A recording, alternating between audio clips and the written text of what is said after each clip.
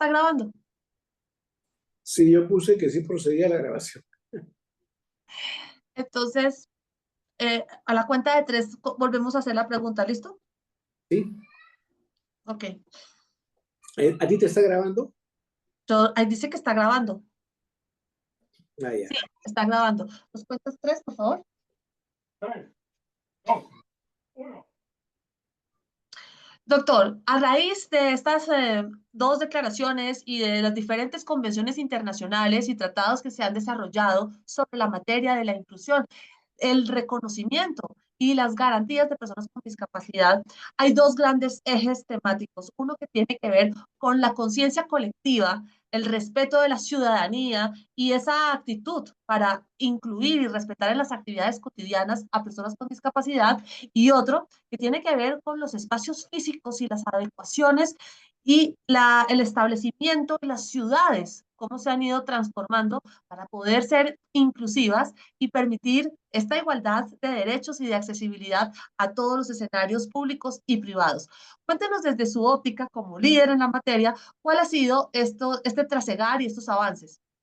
Claro, es interesante la pregunta porque fueron 2 temas que tuvieron que ir a la par, ¿no? Es decir, por un lado, el enunciado de derechos, el emitir leyes, normas legales que faciliten nuestra participación en la comunidad, que nos brinden poder desenvolvernos en un marco de igualdad de oportunidades, pero por otro lado, era las barreras arquitectónicas y urbanísticas que encontramos. Entonces, ¿cómo nosotros podíamos ejercer nuestro derecho al trabajo si los edificios no tenían ascensores, si no habían rampas en las esquinas, si no había bordillos en las aceras, si no había señalización para las personas ciegas? Entonces, definitivamente, la parte del acceso tuvo que ir a la par de la parte legislativa, y a la vez sobre el cambio de mentalidades, pues se tuvieron que hacer al principio muchas campañas de concientización y sensibilización a la población para que se derroten estigmas y se vean nuestras potencialidades antes que nuestras limitaciones. Bueno, y todo eso no ha sido suficiente porque nos falta mucho para tener mayor inclusión, respeto y tolerancia. Vamos con un concepto básico. El programa Asesoría Legal en Acción tiene más allá de un propósito de hacer programas de contenido jurista, del derecho y de la actualidad legislativa. También tiene un sentido social, doctor Vega, y es poder transmitir información a través de un sistema pedagógico. Y por eso me voy a tomar esta licencia muy amplia para hacer una pregunta extremadamente básica, y es, ¿qué es la discapacidad? ¿Qué se entiende por una persona con discapacidad? Bueno, una persona con discapacidad es una persona que registra una deficiencia que le impide poder desenvolverse de acuerdo a todas sus facultades, ¿no? Esta va a poder ser física, mental, sensorial, intelectual, ¿no? Y definitivamente genera una limitación en distintos aspectos que tienen que ser derrotados, sea con rehabilitación, con terapias y fundamentalmente con una sociedad que esté preparada para acogernos y predispuesta justamente a valorarnos en toda nuestra dimensión como personas. Bueno, estos son temas diferentes, pero todos están relacionados. Hablemos del aspecto físico. La limitación física puede ser de impedimento para caminar, entonces la obligación o la necesidad de utilizar una silla de ruedas o unos instrumentos para la movilidad. Eh, ¿Y qué otras pueden haber en ese aspecto físico? Bueno, las personas efectivamente con lesiones en la médula, en las vértebras, son las personas parapléjicas, cuadriplégicas, etcétera, que definitivamente van a tener una discapacidad de carácter físico. También están las personas amputadas, ¿no? Las personas que sufren la amputación de un miembro, las personas que han sufrido algún accidente o algún derrame cerebral que ya convierte sus extremidades en rígidas o que pierden la movilidad, ¿no? Son diferentes las razones por las cuales uno puede tener una discapacidad física, ¿no? En el caso de la discapacidad sensorial, fundamentalmente son las personas sordas y las personas ciegas. En el campo de las personas con discapacidad intelectual, vamos a encontrar a las personas con síndrome de Down, con espectro autista, con el síndrome de Asperger, por dar unos ejemplos. Y en la discapacidad de carácter mental vamos a encontrar a las personas con discapacidad psicosocial, como la esquizofrenia, la paranoia y alguna otra como retardo mental severo. Bueno, acá hay un punto muy importante y es que usted nos está aclarando que hay enfermedades mentales que también considerábamos que no eran necesariamente una discapacidad. La esquizofrenia es una de ellas. Esta persona diagnosticada de esquizofrenia eh, se considera que tiene una discapacidad. Sí, es una discapacidad mental porque definitivamente sus facultades para poderse desenvolver normalmente en una sociedad, aspirar a un trabajo o a un sistema educativo, están recortadas. Ahora bien, eh, esto ha ido evolucionando, es decir, hace 20, 25 años no habían las medicinas que hay ahora, ¿no? De tal manera que ahora bastante bien medicados y con terapia adecuada, una persona con esquizofrenia tranquilamente puede llevar a cabo un trabajo o puede estudiar en una universidad o en un centro técnico y aprender una carrera. Eso ya ahora no es tan difícil como si lo fue en algún tiempo, hace unos 20 años atrás más o menos. Doctor Vega, hablemos de su liderazgo en la materia, su liderazgo en su país y lo que ha trascendido las fronteras y en la región. Usted como inicia un joven activista y hace un gran salto a convertirse en un referente en la materia. Eh, Cuéntenos, por favor. Bueno, fundamentalmente empiezo dando los primeros foros sobre discapacidad cuando se realizaban muy pocos acá en nuestro país, muy, muy pocos. Al principio iba, como se dice, en cuatro gatos a verlo a uno, pero posteriormente te cuento con gran satisfacción. Yo tenía después 26, 27 años y me iban a ver directores generales de hospitales, me iban a ver congresistas, me iban a ver políticos del Poder Ejecutivo, personas que se desarrollaban exitosamente en sus carreras para saber más del tema de discapacidad. Esa sed de aprender fue bastante gratificante. Y aparte de esos foros, me veo yo en la necesidad de crear un instituto pro desarrollo de la persona con discapacidad. Lo presidimos hasta la fecha y sacamos una revista especializada que fue la revista Personas y lo dedicamos a una labor eminentemente académica, foros, conferencias, mesas redondas, logramos asesorar para proyectos de ley, para decretos supremos, para ordenanzas municipales, en fin, y fue así como fuimos posesionando el tema, junto seguro con otros más de nuestro país, con otros activistas, ¿no? Porque se necesitaba el concurso de la mayor gente posible para poder lograr cambios sustantivos, ¿no? Creo que por ahí fue un poco el empezar y luego difundir todo lo que se hace en los medios de comunicación, porque si hay un aliado fundamental que tenemos las personas con discapacidad para lograr cambios importantes, es el apoyo de los medios de comunicación, ¿no? Cuando se difunden noticias sobre las personas con discapacidad, sean buenas o sean malas, lo que se está haciendo es visibilizar a un colectivo que antes estaba escondido. Y cuando nos visibilizan, entonces la perspectiva cambia, ¿no? Yo siempre le decía, por ejemplo, a las personas cuando las dirigía, no manden a su pariente o a la persona que trabaja con ustedes en el hogar a comprar. Vayan ustedes al supermercado, vayan ustedes a buscar el disco que quieren, que los vean, porque si no nos ven, no saben que existimos o piensan que somos muy pocos. Entonces tenemos que tener presencia en la comunidad para que vean que existimos y que tenemos necesidades. Que la gente vea que nos acercamos a una esquina y nos topamos con una vereda muy alta porque no hay una rampa. Que vean que queremos cuadrar nuestro auto en un centro comercial y no hay el parqueo reservado para personas con discapacidad. Tienen que vernos en la necesidad. Si nos mantenemos en casa, no nos ven. Y si no nos ven, no hay cambios. ¿Hay un censo de personas con discapacidad para Perú? ¿Hay un cálculo de la población? Sí, bueno, hay estudios realmente tanto para América Latina como para nuestro país, ¿no? Recuerda que la realidad de personas con discapacidad en América Latina es compleja, es multifacética, marcada por avances significativos en algunos aspectos, pero también por persistentes desafíos que limitan nuestra plena inclusión y participación en la sociedad.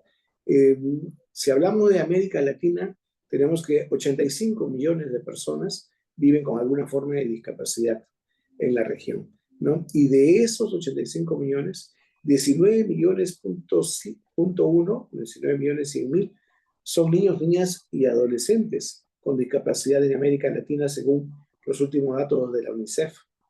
En el Perú somos aproximadamente el 10% de la población, según estadísticas de la Organización Mundial de la Salud. La data que corresponde nacional, que fue en el último censo, no fue muy exacta porque se tuvo que hacer un mea culpa de parte de los organizadores de que no se entrenó debidamente a los encargados de las encuestas sobre cómo manejar el tema de discapacidad, ¿no? Entonces salió una cifra muy inferior a la que realmente se maneja.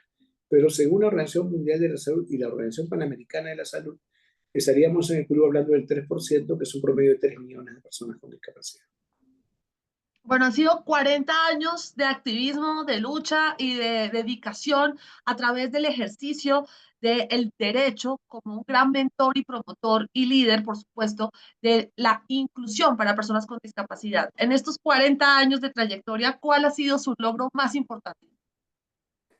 Bueno, creo que uno de los más importantes ha sido el despertar el interés de muchas autoridades a lo largo de los años en realmente tener la vocación de servicio genuina, auténtica, de trabajar desde sus tribunas a favor de las personas con discapacidad. He podido conocer a lo largo de los años muchos políticos, congresistas, ministros, que realmente tuvieron la intención de generar un cambio, ¿no? Y eso debe resaltarse. Es cierto que aún hay mucha indiferencia, es cierto de que aún falta bastante ganar en el campo político, ¿no? Hay muchos temas que están todavía en agenda, el tema del desempleo, el subempleo. Recordemos que la pobreza y la discapacidad a menudo se refuerzan mutuamente, creando un ciclo de exclusión en nuestra región. Eso es algo notorio. Persiste una falta de accesibilidad en el entorno construido de edificios, espacios públicos, y hay actitudes discriminatorias y estigmatizantes aún. Pero me place haber podido colaborar en la emisión de muchas leyes, de varios decretos supremos, de resoluciones de alcaldía, que fueron marcando la pauta para cambios importantes en nuestro país, ¿no?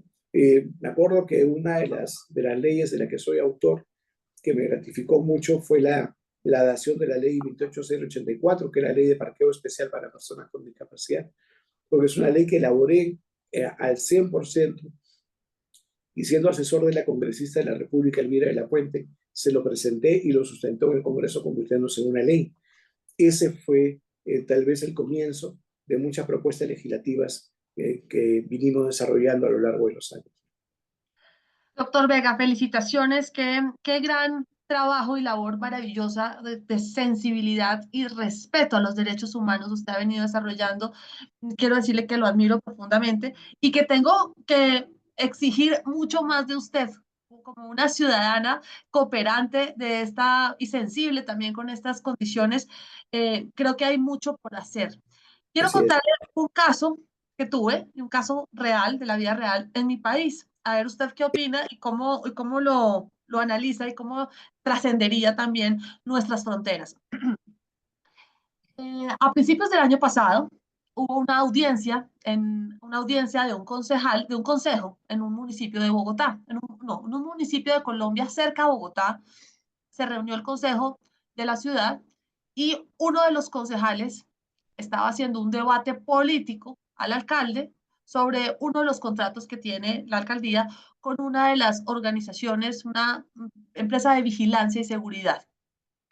Y como utilizó como estrategia para menospreciar la labor que realiza esta compañía de vigilancia y seguridad, hizo un ataque a uno de los miembros que trabaja para la compañía. Y se trata de una persona que tiene una discapacidad por haber nacido con una poliomielitis y tener pues unas condiciones particulares que impiden su plena movilidad física. Sin embargo, es una persona que tiene un pleno uso de su conciencia, de su razón y su actividad intelectual y mental en plenas condiciones. La compañía de vigilancia que tiene empatía, solidaridad y respeto por el derecho de la inclusión con personas con discapacidad, le ofreció trabajo a esta persona para que manejara una cuatrimoto y realizara rondas de seguridad y de vigilancia en el municipio. Pues, su misión es a través de la cuatrimoto recorrer las calles haciendo unos recorridos de vigilancia.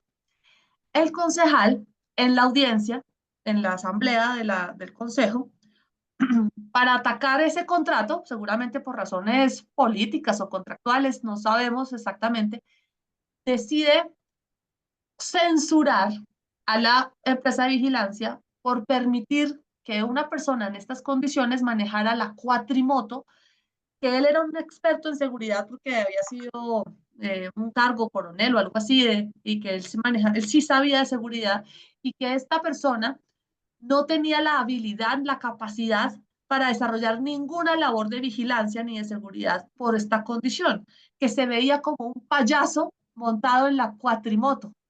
Y lo quedó grabado. Este video salió en YouTube, en vivo, en directo, Wow. en Facebook, en vivo y en directo, porque las asambleas, las reuniones del consejo, las sesiones del consejo son transmitidas en vivo y en directo. Qué bueno. Y todo el pueblo pues llamó al muchacho y le dijo, miren lo que está diciendo el concejal allá en la sesión del consejo sobre usted. Así que el, el debate y el tema político pasó a un súper tercer plano porque se centró en un acto de discriminación. Este acto de discriminación, eh, pues no solamente público, en un recinto público, en un escenario de participación democrática, sino que transmitido en vivo y en directo por diferentes redes sociales. ¿Usted qué opina de un suceso como este en pleno, o sea, en pleno año 2024? Totalmente repudiable. Y es un poco lo que te decía hace un momento, que muchos estigmas aún persisten. Yo siempre digo que las personas deben fijarse y apuntar en lo que sí podemos hacer y no en lo que no podemos hacer. La gente debe fijarse en nuestras potencialidades y no en nuestras limitaciones. Debe fijarse en nuestras cualidades y no en nuestros impedimentos, en lo que sí podemos hacer, ¿no? Y esto, el que lo entienda el general de las personas es bastante difícil, ¿no? Nosotros hemos tenido, por ejemplo, a un congresista brillante que luchó por los derechos de la persona con discapacidad, ya desaparecido lamentablemente, que fue Javier Díaz Canseco, y él tenía poliomielitis, ¿no? Y sin embargo se desenvolvió durante más de 20 años en el Congreso de una manera pues extraordinaria. Todos hemos pasado en algún momento por lo que pasó este señor. Yo recuerdo cuando de estar trabajando en la Oficina de Derechos Humanos de la Fiscalía de la Nación, quise trabajar en el sistema de fiscales y me consiguieron el poder entrar a la 24 Fiscalía Provincial Penal para saber ya lo que era trabajar con fiscales en un sistema de fiscalías. Y el segundo día, cuando va el fiscal provincial, el adjunto lo recibe, me ve y de frente me señala y dice, este joven no me sirve, ¿no? Y lo dijo delante mío, ¿no? Ya te imaginarás lo frustrante, lo doloroso, lo indignante que fue eso, ¿no? Doctor, Pero ¿usted qué le dijo? bueno, ahí tuve nomás yo que simplemente decidir que sí tenía que demostrar, ¿no? Que sí tenía que demostrar. Yo salí de esa fiscalía, pero luego de eso tuve 5 ascensos en el Ministerio Público.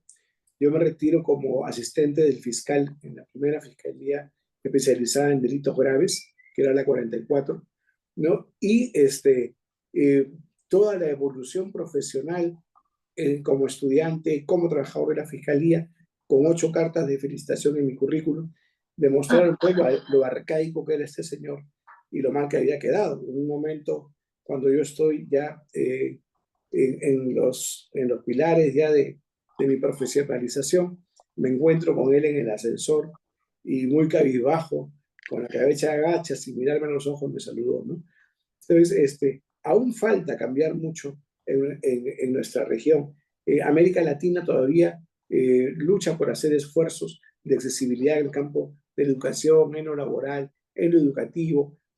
Recuerda que tenemos acá en América Latina la particularidad de tener colectivos con doble discriminación, es decir, las mujeres, los niños, las personas indígenas, los afrodescendientes con discapacidad enfrentan formas adicionales de discriminación y exclusión. Es lo que Naciones Unidas ha denominado la doble discriminación, ¿no? En el caso de una persona, por ejemplo, afrodescendiente, tiene la discapacidad, la limitación de ser discriminado por ser afrodescendiente y por ser persona con discapacidad.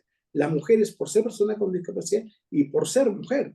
Entonces, hay colectivos en la región que enfrentan fuertes desafíos, ¿no? Y esto es una tarea que hasta ahora se viene librando.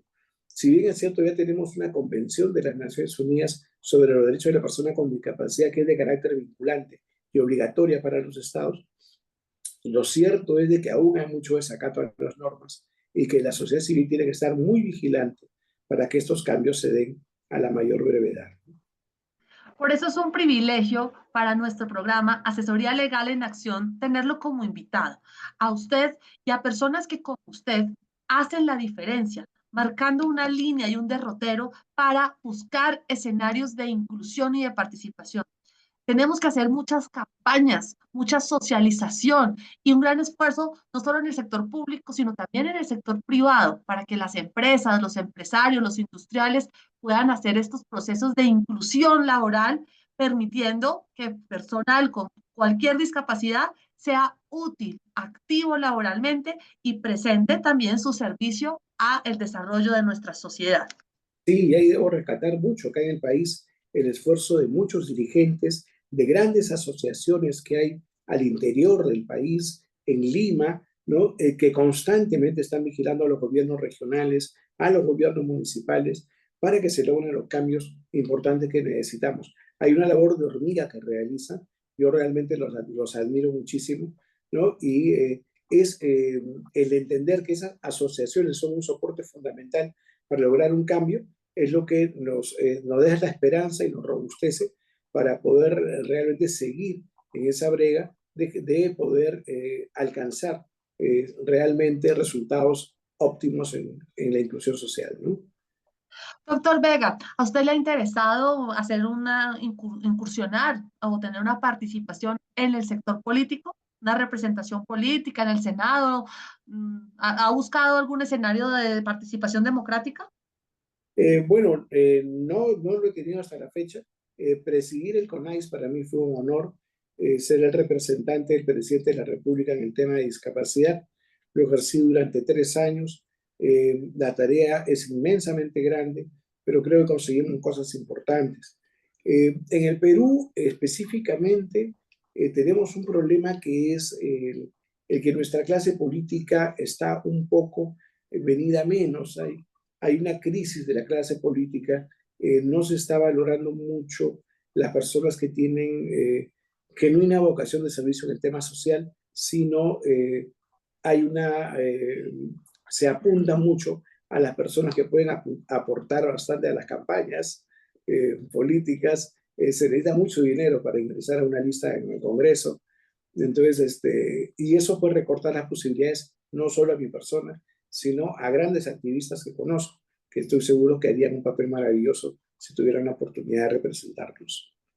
Bueno, pasando ahora a las sanciones estatales que existen a estos fenómenos de discriminación. En Perú y en Latinoamérica, ¿conoce algunos parámetros legislativos que impongan multas o sanciones o incluso que penalicen conductas de discriminación? Sí, por ejemplo, la Ley General de la Persona con Discapacidad del Perú tiene una sanción con respecto a la falta de respeto de las cuotas laborales para personas con discapacidad. Acá se contempla que debe haber el 5% de trabajadores con discapacidad en una empresa con mayor de 50 trabajadores y se establece que debe haber el 3% del total de personas con discapacidad en cada sector, en cada entidad del sector público, ¿no? Esto se cumple muy parcialmente. Tengo entendido que hay más de 8 países en nuestra región que tienen el mismo dispositivo con algunas variantes en el sentido del respeto a las cuotas, que haya una cuota fija, un porcentaje de personas con discapacidad que deben estar en la labor privada o pública. Pero esto no es suficiente y va aislado. Te cuento un ejemplo. Cuando se estaba elaborando el plan de acción de los derechos de personas con discapacidad en los años 80, se tocó el tema de las cuotas, hablando del tema alemán. Y había una nota que era la siguiente. La multa por cada trabajador que debía ser empleado en respeto de la cuota y que no se estaba empleando era de 300 marcos. Pero ¿qué pasaba en Alemania? En Alemania decían, bueno, señor contador, decía el gerente, ¿cuántas personas con discapacidad cuántas personas trabajamos en la fábrica? Tantas. ¿Cuántas personas correspondería que trabaje? 10. ¿La multa cuánto es? 300 marcos. Muy bien, señor contador. Entonces, por favor, todos los meses separe 3.000 marcos para pagar la multa por los 10 que deberíamos estar empleando, ¿no? Entonces, este es un ejemplo de que las normas de cuotas por sí solas no bastan. Yo siempre he sostenido que cuando se habla de inclusión laboral, que es uno de los temas más álgidos que hay en el tema de discapacidad, la cuota es un factor. Pero el otro factor es, por ejemplo, difundir las buenas prácticas y las experiencias exitosas de las empresas que sí están empleando personas con discapacidad, ¿no? Lo otro es que el ente rector de la discapacidad en el Perú y otros estamentos difundan las potencialidades que tenemos. Un tercer factor es el que se hagan campañas permanentes de concientización y sensibilización sobre la oportunidad que merecemos de podernos desenvolver en la sociedad. Y una quinta es que los órganos supervisores y fiscalizadores realicen campañas acuciosas sobre el cumplimiento de las normas en un país determinado. De tal manera que no solamente la cuota, son 5 factores que tienen que ir al mismo tiempo. Y esto es fundamental porque el derecho laboral de las personas con discapacidad es un poco el derecho nodriza, el derecho madre que permite el ejercicio de otros derechos.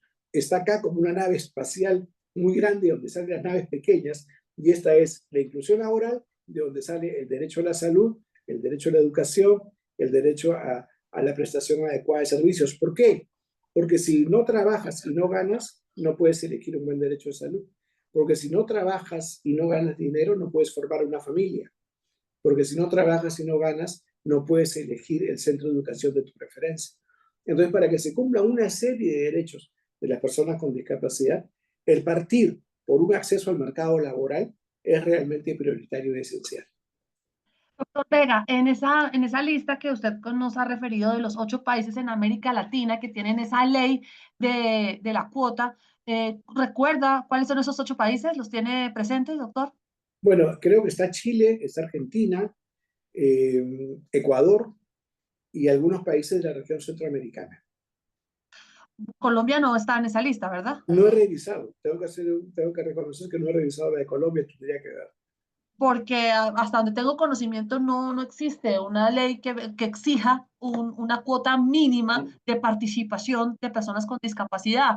Y me llama mucho la atención porque entonces, doctor, usted aquí bienvenido a nuestro país para que dicte sus conferencias, para que tenga la oportunidad de expandir su conocimiento, su experiencia y apoyarnos para que se despierte esta iniciativa y que podamos tener nuestra ley para la cuota de participación laboral de personas con discapacidad. Bienvenido a nuestro país con su concepto y con su mensaje para que podamos hacer ese proyecto una realidad. Muchas gracias, con gusto de poder dar algo de mis conocimientos y también de aprender mucho de los suyos también. Bueno, por otra parte, doctor, quisiera comentarle que en Colombia tenemos un, un capítulo en el Código Penal es que yo soy penalista, entonces me fascina, entonces tengo que meter de alguna manera Por en el supuesto. programa este contenido. En el capítulo 9 tenemos de los actos de discriminación y está establecido el artículo 134A, que fue adicionado en el año 2011. Esto es una mención como para que vea lo reciente que es la evolución normativa, por ejemplo, en Colombia, sobre el particular. Y es que el que arbitrariamente impida, obstruya o restrinja el pleno ejercicio de sus derechos de las personas por razón de su raza, nacionalidad, sexo u orientación sexual, discapacidad y demás razones de discriminación, incurrirá en prisión de 12 a 36 meses y multa de 10 a 15 salarios mínimos legales vigentes. ¿Qué opina de esta inclusión normativa como tipo penal en nuestro compendio pues, del Código Penal? Me parece muy bien, me parece fenomenal. Realmente la discriminación tiene que ser abordada en los códigos penales de los países de la región. Perú también la tiene. Es importante la persecución del delito porque realmente se ha llegado a niveles tan fuertes de discriminación en lo que la sanción punitiva realmente es esencial, ¿no? Nosotros hemos tenido casos muy fuertes de personas con discapacidad que han ingresado al examen, al examen, por ejemplo, de ingreso en una universidad, personas ciegas que iban con su puntero para poder escribir las respuestas, para poder visibilizarlas, y le quitaban su herramienta, ¿no? Personas que querían ir con la persona de apoyo para que les dé las preguntas y no permitían el ingreso. Hemos tenido actos de discriminación bastante fuertes, ¿no? Y creo que la inclusión en el Código Penal, eso era realmente una necesidad eh, a voces, porque no basta solamente la sanción administrativa, sino que la persona sienta que está cometiendo una falta, que está cometiendo un delito que va contra el ordenamiento jurídico del país, ¿no?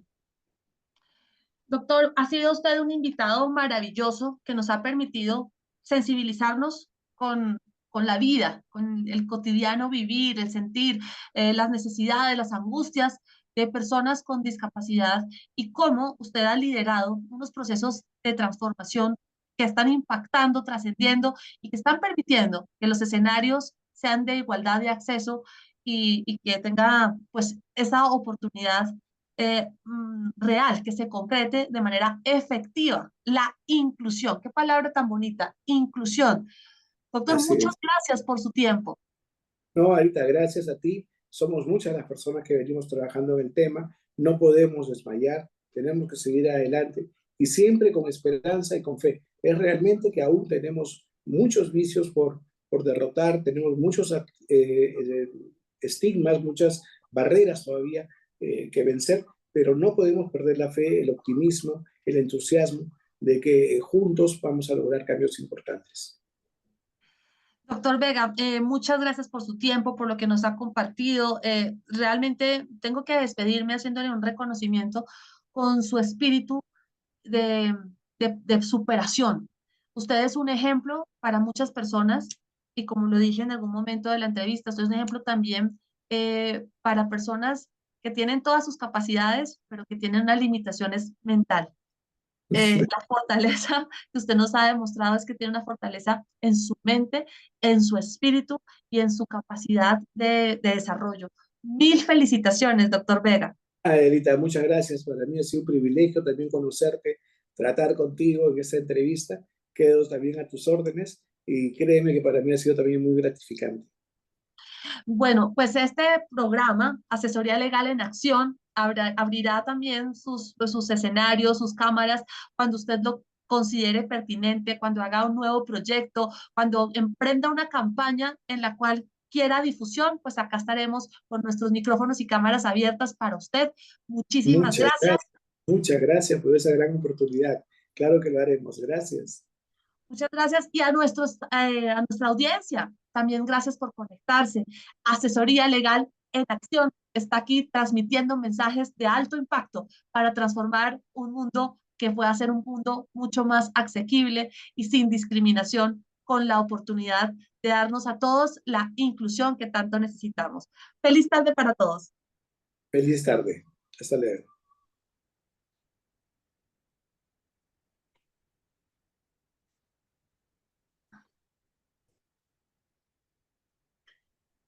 No sé cómo parar de grabar. Ah, él se desconectó y así fue más fácil.